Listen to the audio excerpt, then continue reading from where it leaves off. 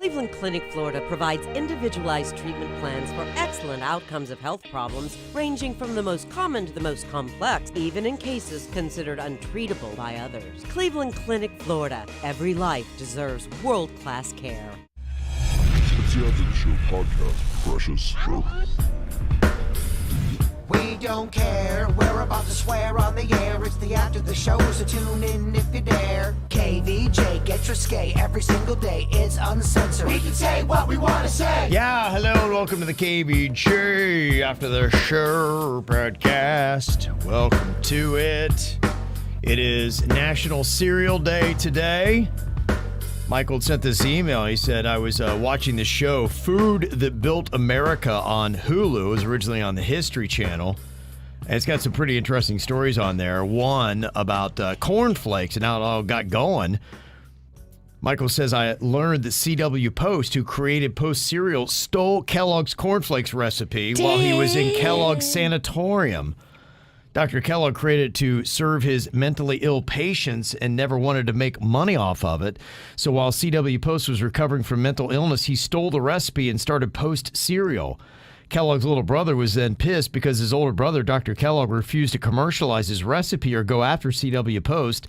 So he bought the rights to the cereal from his older brother for $30,000 and began manufacturing it himself and destroyed Post cereal.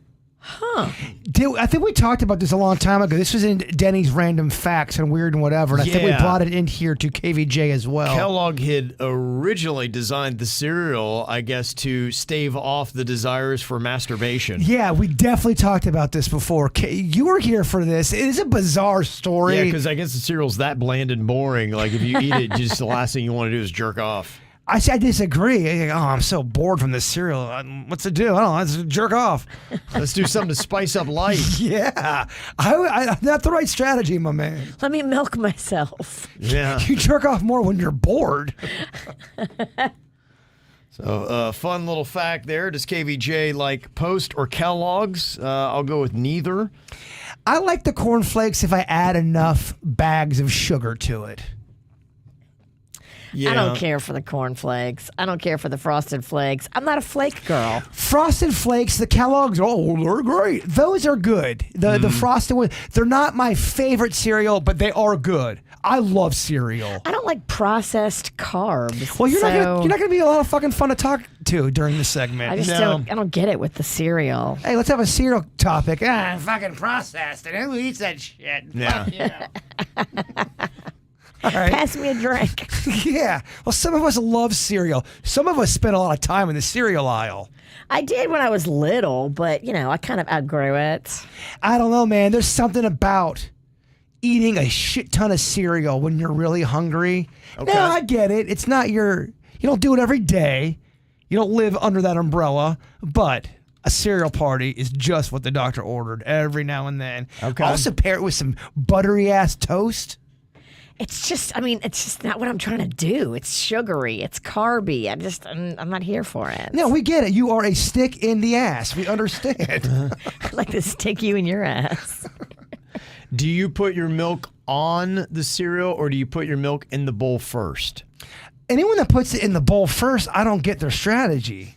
I don't either. They say 11% of people will put the milk in the bowl before adding the cereal. That's weird. Yeah, 10% of people are assholes. I get it. I'm put the milk on there after the cereal is in the bowl. Yeah. I get a lot of shit for this. I think the vanilla almond milk is awesome, and people go, it's so disgusting, Bird. I think it tastes good. It's thick and good. It gives it a sweet, vanilla-y taste. I would argue it's better than just regular cow milk. No, the cow milk's gross sometimes. It gets all warm. Yeah, the almond milk's really good. Especially the sweet one. It is yummy, but you can tell, this is not really good for me. People give me such shit anytime there's an almond milk will creep into a video. Really, Bird? Fucking almond milk? How dare you? Yeah. I think it's good. I got some other stats here about people with food. Do you put ketchup on your fries or on the side, Bird? If they're cheese fries, I like to put them on top of my fries and then kind of take a fork and then get into it. And if it's just regular fries, I like to dip. You put the ketchup on the side? Yeah. Okay. It's hard to pick cheese fries. You know what I'm saying? Cheese fries are great. Ketchup is gross. I love ketchup. I love cheese fries. But you like the cheese that is more liquid than the... You don't like putting on... Sprinkled cheese, It's you bullshit. can keep it. I like my cheese melted and gooey. I like the gooey kind of cheese. You're in a lake full of cheese. Only 9% of people put ketchup on their fries rather than on the side. It makes sense. So 91% put it on the side. Are you if you could just say, shit this, man, I'm going to eat whatever the fuck I want, would cheese fries even be in... Oh, yeah. You would like that, Ron? Yeah. Cheese fries are so fun. Yeah, I'd definitely be in my Crispy wheelhouse. cheese fries. Oh, they're wet from the cheese, but they're crispy on the edges. That's heaven. Do you Load 'em have up. do you have a style of fry you like the best? Yeah, I would say I like the ones that the spicy fry, a little bit longer, the skinnier. I'm Cajun not, fry. Yeah, the ones that I seem to recoil from. I don't like a really thick fry. The steak fries, not as much. Crinkle cut, not as much. It's the skinnier, longer with good seasoning. Love crinkle. Steak fry is my least favorite, and you know why? Because a steak fry can sometimes get cold and gross and hard and not cooked in the middle enough. Yeah. Curly fries are great. I love curly fries. Curly fries are fun. They sell the Arby's style of fries, and I was on the microphone about 2 or 3 months ago just shitting on Arby's fries, saying they're terrible. The store-bought Arby's fries, the curly ones this season, are delicious. Really? I stand corrected. Did you put them in the air fryer? I did, and I was wrong. Wow. Yeah. Okay. I was wrong. It takes a big man to apologize. Oh, I'm wrong. That's bold. I'm wrong a lot. I was wrong at 9 different times in the 9 o'clock hour today. Thank you for your courage. You're welcome. They say 87% of people keep their ketchup in the fridge. That's us. 13% put it in the cupboard. I like a warmer ketchup. Comes out easier, but you have the pre-cum of ketchup that comes out. I hate pre-cum ketchup. Or You always got to shake it. Pre-cum mustard's even grosser. No, that's why you always shake it. I hate when you... sometimes if you're not careful and you don't shake it, you can get a little pre-cum mustard on your sandwich with a mustard flake. Ugh, It's gross. terrible. Yeah. Mustard dandruff. Mustard dandruff and mustard pre-cum. Are you guys smooth or crunchy peanut butter people? Crunchy, but I like both. I like both. It depends on what kind of mood I'm in. Sometimes I like to crunch, and sometimes I like it to slide down my throat. I'm with the witch on this one. Nah, I'm a moody bitch. I like a little crunchy, but I also like a little smooth. Yeah. I like to eat it with vanilla ice cream. And then so sometimes crunchy is a nice contrast to the smooth creaminess of the vanilla. My mom would make the best peanut butter chocolate fudge, and I've been craving it so badly. I haven't had it in a few years, because she passed away. But How many times you gonna bring up your dead mom?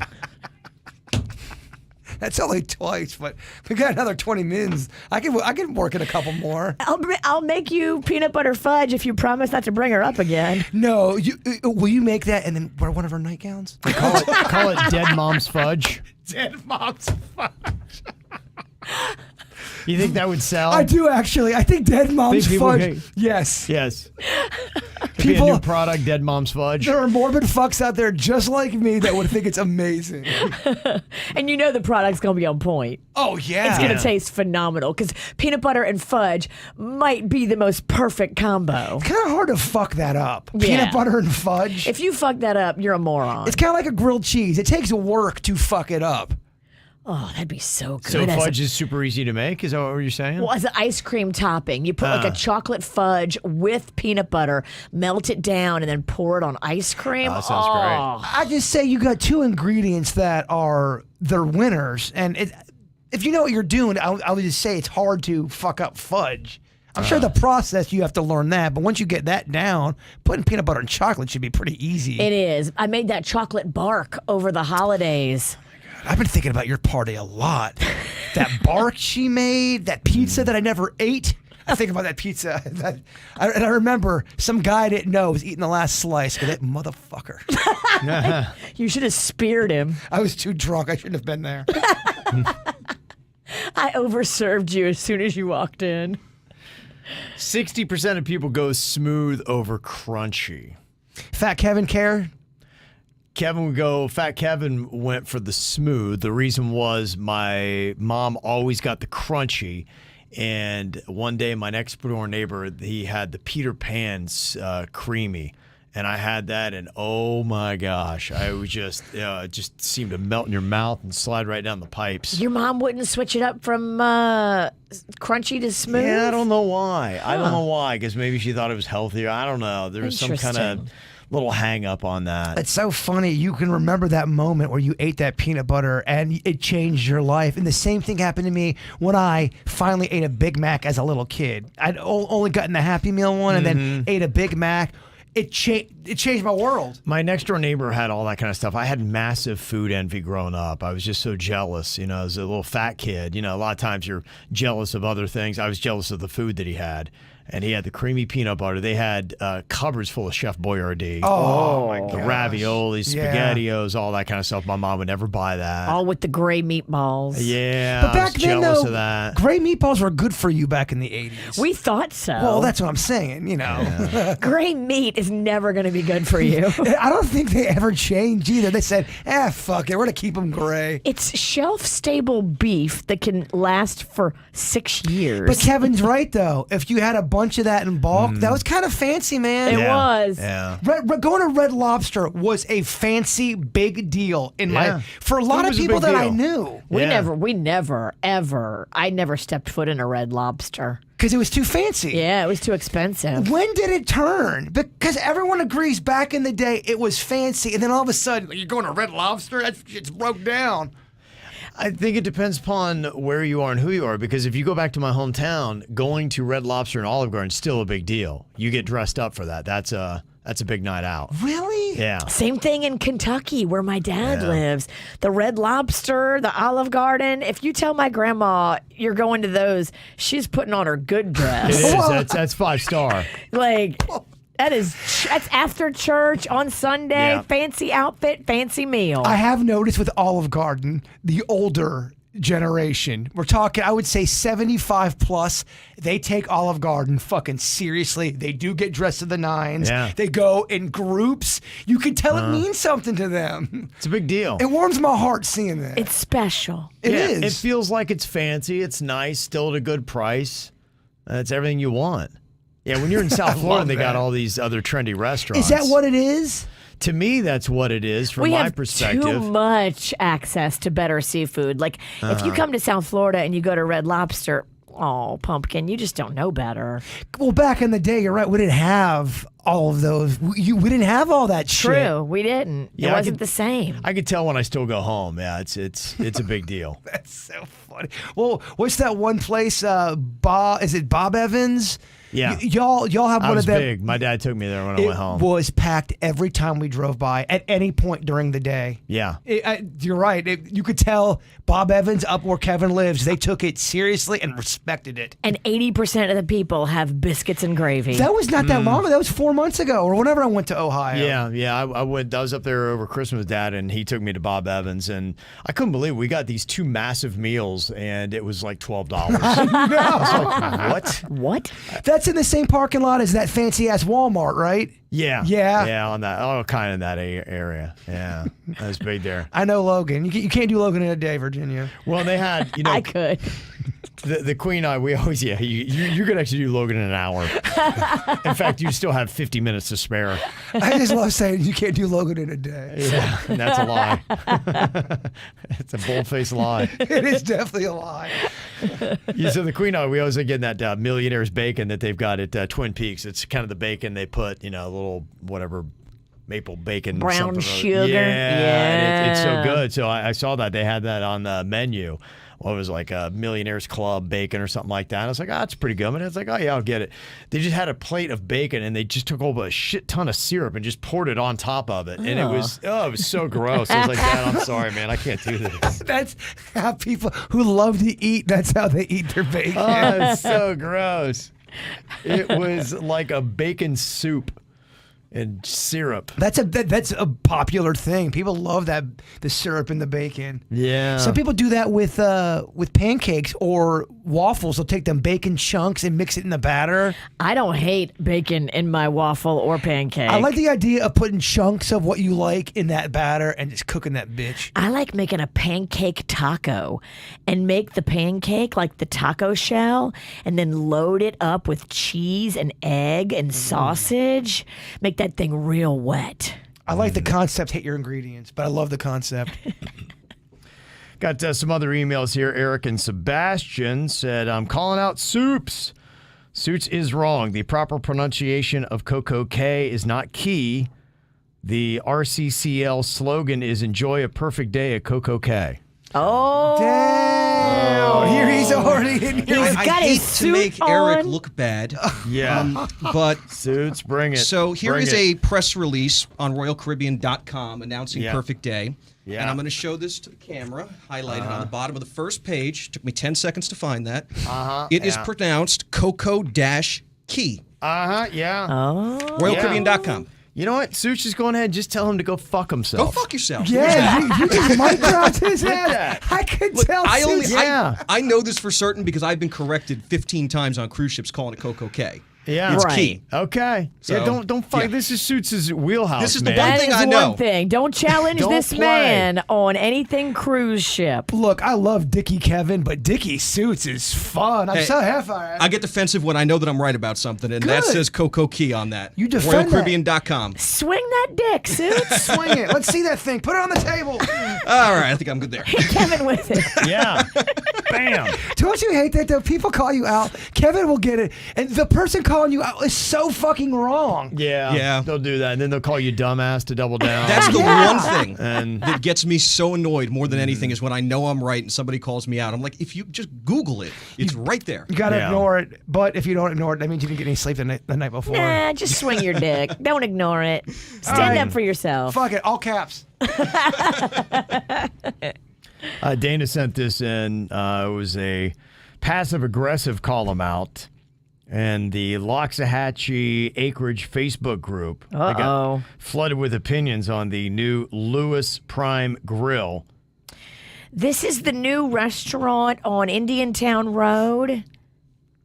Not sure where it's Lewis's located. Steakhouse or Lewis's Prime Grill. Maybe that's different. Lewis Prime Grill. All right, that is different. There's a new Lewis's Steakhouse. Okay. Do you want to ask some more questions you didn't answer? I'm just looking for clarity, you dick. I'm going to swing my dick and hit you in the forehead. A lot of people were going off on just how expensive it was. And, you know, this is Loxahatchee and the Acreage. They're kind of going through it right now. They are in the they're going through a lot of change. In fact, I saw like they're on the verge, I think, of incorporating the Acreage, and that would become its own little Acreage village and its own town. That Westlake is kaboom.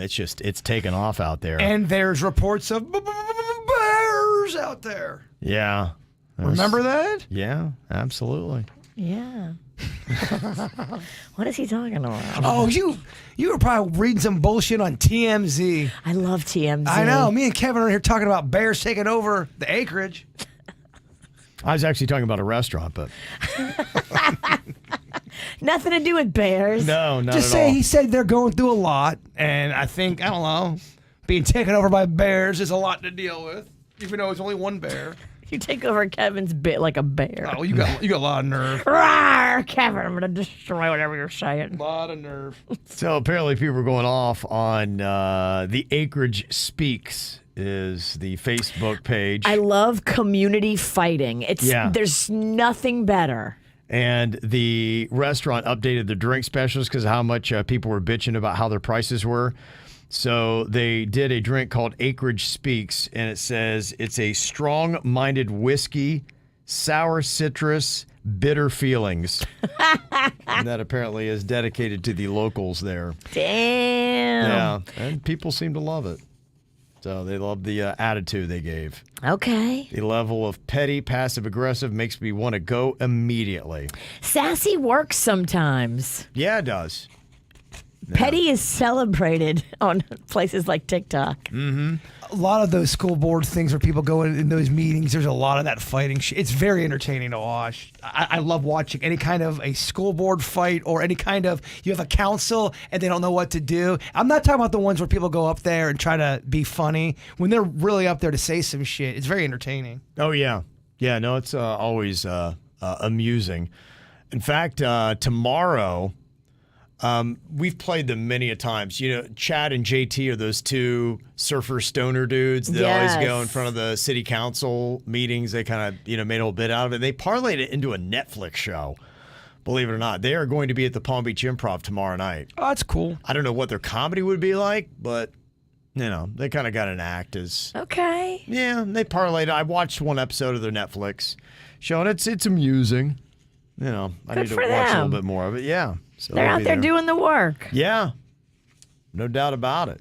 So if you want to go see them, that's going to be tomorrow night. Ooh, I also saw, too, Greta Van Fleet is going to be at Hard Rock Live tomorrow night. That's that band that ripped off Led Zeppelin. Yes, they sound just like Led Zeppelin. Exactly like Led Zeppelin. And they're like, well, no, so we never really heard of Led Zeppelin. Didn't even know who they were, man. Led what? What's her name? Get the hell out of here. Yeah, they've done a great job. It's honestly, if Led Zeppelin continued and did a new album, that's what Greta Van Fleet sounds like. I feel like it's the same thing Oasis did with the Beatles. Now, I know Oasis sounds different than the Beatles, but they also sound some kin to the Beatles as well. Well, no doubt. I mean, even one of the biggest lyrics from an Oasis song, "Gonna Start a Revolution from My Bed," which is a complete tip of the cap to John Lennon and Yoko Ono. I'm okay with it. I'm fine with that. If it sounds good to me and you put your own spin, I'm okay with it. Love that. Those early Oasis albums, fantastic. Greta Van Fleet, fantastic. Just be like, own it. Be like, yeah, man. We are a Zeppelin cover band. We are picking up and taking over where they left off. We write originals, but make no mistake, we are a Zeppelin cover band. Robert Plant wants nothing to do with Led Zeppelin, so yeah. He really does not want anything to do with it. Now, that would be great for Greta if they got Van Plant or whatever the hell his name is. It'll never happen. I think he hates Led Zeppelin. Yeah, no, he don't want anything to do with it. And, in a sense, he's like, look, I was a different guy then. He's like, it doesn't feel right now. Well, he's a solo act now, too, right? Yeah, he does a lot of stuff. I can't remember her name, but he does a lot of, it's almost like folk music now. He does. And it's still good, but it fits his age. You also, too, the more people involved, the more people got to go through with your ideas.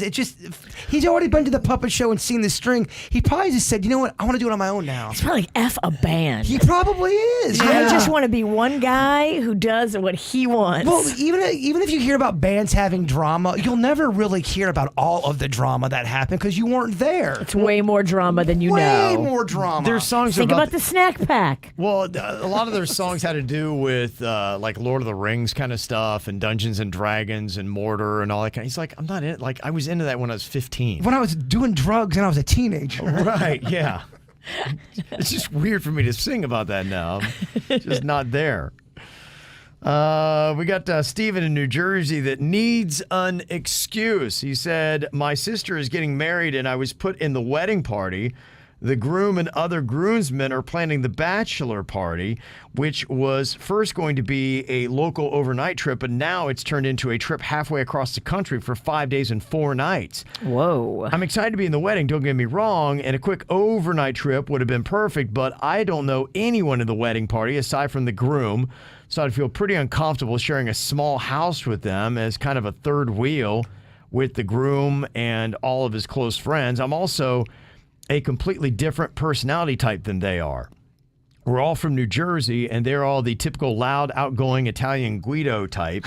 Whoa! Think the Jersey Shore cast. Oh! While I'm much more laid back and reserved, definitely not the fist-pumping, club-going type compared to them. GTO! Yeah, I don't want to be a party pooper if I decide to go, and I also don't want him to feel like he can't fully have fun knowing his fiance's brother is there, so I need a good reason that won't offer my sister and future brother-in-law for not going.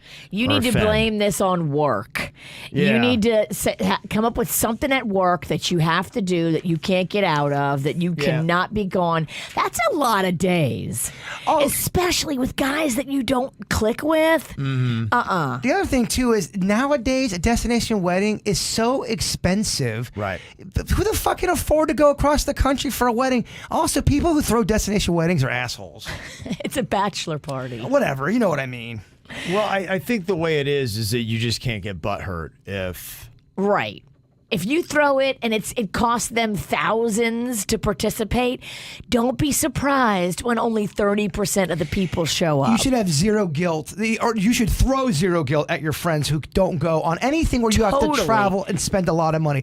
Whether it's a bachelor party, destination, wedding, you don't make someone feel guilty if they can't go to that. Your wedding doesn't mean as much to other people as it means to you. No, in fact, they're very annoyed they're involved in it. As soon as you realize that and stop thinking your wedding is this important thing to everybody else, you'll be a lot happier. I'm so glad people finally started getting honest about this. Yeah, wedding fucks. Most people don't give a shit about your wedding. They're there because out of obligation. They're there for the open bar. They're there because they're trying to be cool and they know they gotta go. And the open bar is a bonus. Don't make it too hard for them. No, nobody goes to a wedding. Oh, cool. Oh, I'm only going for the open bar. They're annoyed they're going to the wedding. Most people are. Yeah. Aren't you annoyed if you have to go to a wedding? You know, when I was in my early 20s, it was new and it was kind of fun. Like, wow, okay, we drink our faces off and blah, blah, blah. And I'm not the one having to get hitched. So I enjoyed them for about 2 years. And, but now, though, if you had, let's say you knew you had to go to back-to-back weekends for 2 weddings with people you like, but they're not necessarily people you like that much, but you still have to go to. Wouldn't that suck? Yeah, I'm not pumped if I got a wedding. We've aged out of that group too, where they're like, oh my gosh, we have a wedding every month. Hopefully. I just feel like people lied back. Oh, I love weddings. They're great because they had to say it. But I don't know, something, the dam bursted and people are saying, fuck you, weddings. Yeah, I see my kids now. They're that age. Some of their friends are starting to get married. And so, like my oldest son, Colin, he went to a wedding. Seemed like he enjoyed it. And he was kind of enthusiastic about it. But 2 years, that excitement will wear off. I think if it's a wedding with somebody you really care about, Yeah. Like Virginia's wedding was awesome because I'm close with Virginia. Yeah. I just have been to those weddings where you're kind of there because you're close to somebody else. Well, you're third removed from the wedding. I'm at the age now where people are on their 4th marriage, so there's nothing really exciting, hot, or glamorous about a cool number 4. And if you're she's wearing white. Look at that. Yeah. And if you're on your 4th marriage, what the fuck are you doing? Yeah, right. Why are you throwing a big party? What is your major malfunction when we have to have another party with your bullshit love? We had in the Whacked Out News a story about Cielo Farms, a wedding venue in Southwest Ranches in western Broward County, and to get rid of the people, the owner pulled a gun on the bride. And that was a crazy bit of audio you played. It was insane. Somebody said, the wedding venue you had in the Whacked Out News story has been getting ready to shut down even before the story came out. Our niece was booked there for her wedding early next year, and she found out that they were closing and had to get her money back. I think she got half back, but they still owe her the other half. Wow. So they apparently are just shady, terrible people. They're a mess. It seems like. Yeah, I mean, the way they were kicking people out, waving that gun around, it was crazy. Yeah, what the hell? They must be in trouble with the law themselves. Who knows? They in trouble. There's something layered and bad. They in trouble with God. Jennifer sent an email. She said, got a question here. If you are in need of a kidney, do you expect your parents and siblings to at least try to see if they are a match? Should they? What if they don't? Would you? The way I look at all this stuff, because I've been down this road before, I don't expect anything from anybody. I just know how I would go play the ball game. Mm-hmm. I would feel guilty as a person in a family that I care about not to try. I would feel guilty if I had someone I was close with as a friend and I did not go out and try. But that's just how I am. And I realize not everyone's built the way I am. And I'm not going to throw shade at anybody who doesn't. I don't understand how you can't get one family member to step up for you. My family's not like that. Right. And it hurts my heart to hear some people don't want to do that for your family. But not everyone wants to lose an organ. Right. And you need to not be mad at them. That's a very personal choice. If someone doesn't want to step up, you just got to keep looking outside the family. And I understand the human side of it, why you're hurt and why you're upset and why you got ill feelings. Because, I have a big family, and if I needed a kidney and nobody in my family stepped up to even take the test, yes, as a human, my feelings would be hurt, my spirit would be hurt. But deep down, I'd say, look, I can't make someone give a kidney. Stuff like that's in your heart and in your spirit. Yeah. You can't make somebody do that. Mm-hmm. No, you're right. And would you? I think any of us here would do that. I definitely would for one of my kids. No Definitely. question. If any of your shit goes down, we'll do a test, and if y'all can take it, if mine's working, you can have it. You only got one left, bro. Well, I got some livers. I got You some. can't donate both your kidneys. No, I got a liver. I got. He's trying to give out his other kidney. No, I really can't get my other kidney. If I give my kidney, I will be dead. You will need to do the next bird contest. And here was the email that I referenced earlier on the show when we were talking about parenting and the approaches and how, you're really not taught how to be a parent, but there really is a lot of things that you could learn. It'd be great to have a parenting class just for nothing else. Like I was talking earlier on the regular show, just watching my wife and how she interacts with her students that are 3 and 4 and young kids. And it's kind of interesting how she poses stuff and has the kids kind of work through it.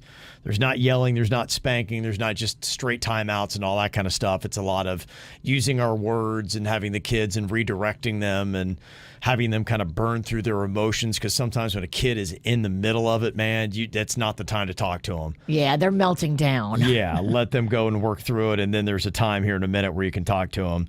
But this anonymous email says, I was listening to the show, the topic of how we as adults are aging out of Earth. I do agree. I'm totally aging out of Earth. This is what I believe is happening.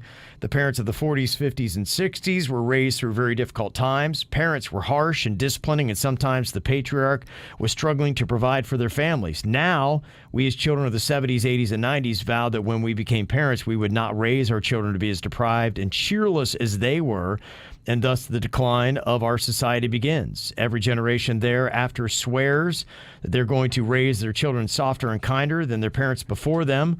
Rules and discipline should be a permanent staple in the fiber of families, not letting children do whatever they want, whenever they want. The world is melting down. There have been 99 mass shootings as of February 2023. The proof is in the pudding. Sorry for the harsh reality check. Love you guys and stay safe. Fuck. Bummer. Depressing. Yeah. There you go. Thanks. Well, thank you for not reading that on Friday, at least. Yeah, you're right. That's a Tuesday vibe. I see what they're saying, though. Yeah. There needs to be a happy... They're right. You need some form of rules and regulation and discipline. If not, everyone's going to run roughshod over everybody. Yeah. Mm-hmm. Right? No, absolutely. But you also don't want to be a joyless dick either and raise kids to be all cold and not loving either. The one that I see is that the birth rate keeps dropping, I think down 4%. And there are some people that are kind of becoming alarmed by that. You might think that, wait, we already got enough people on planet Earth. Yeah, but people keep dying off, and to maintain the population, there's a certain birth rate that they look at that they feel good about. And some people who follow this stuff apparently are slightly alarmed by it. Ultimately for me, I think it's great when people who shouldn't be bringing kids into this world are not bringing kids into this world. And maybe we're getting a little bit more refined with that.